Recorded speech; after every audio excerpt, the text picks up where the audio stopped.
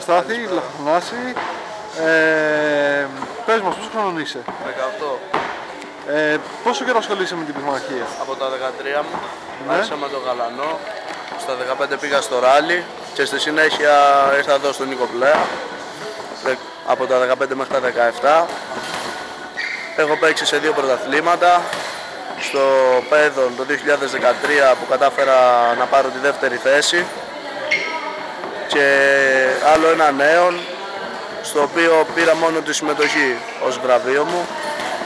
Ναι, πες μας τώρα για τα επερχόμενα χρυσά γάντια που έρχεται, ποιος είναι ο στόχος? Θα ήθελα να έχω μια καλή επίδοση και εμφάνιση και να ευχαριστήσω τον δάσκαλό μου για όλες τις προσπάθειες που κάνει για να είμαστε εμείς καλά και ο σύλλογος. Για το επερχόμενο πρωτάθλημα νέος, στο νέο δεν αγωνίζεσαι. Ναι. Εκεί ποιος είναι ο στόχος, να τρεωθείς, να πάρεις μια νίκη? Ναι, στο νέο θα ήθελα να διεκδικήσω μια καλή θέση και να ευχαριστήσω τον Νίκο Πλέα που έχει κάνει τόσο καλά για μας.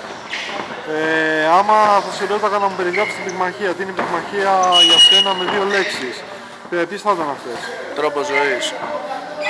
Ωραία, και πες μας τώρα και τι σου δίνει, τι σου έχει δώσει από το 13 στο 18 ή 19 μου πες? 18. 18 ετών, 5 χρόνια, τι σου έχει δώσει σε αυτά τα 5 χρόνια? Πνεύμα, παιδεία και είναι και γυμναστική για μας. Ωραία, και τέλος, να σου πω να σου βγάλω μια τελευταία για να κλείσω. Και τέλος, θα μπορούσε να μας δώσει μια ευχή για τα νέα παιδιά που θέλουν να ασχοληθούν με το άθλημα.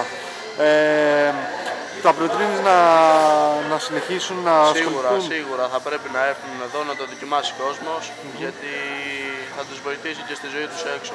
Θα τους μάθει πολλά πράγματα, ειδικά αν έχουν ένα καλό δάσκαλο όπως εγώ. Επηρεάζει δηλαδή ο δάσκαλος, λες? Πάντα. Σας ευχαριστούμε πάρα πολύ, ευχόμαστε τα καλύτερα για την πορεία και για τη συνέχεια.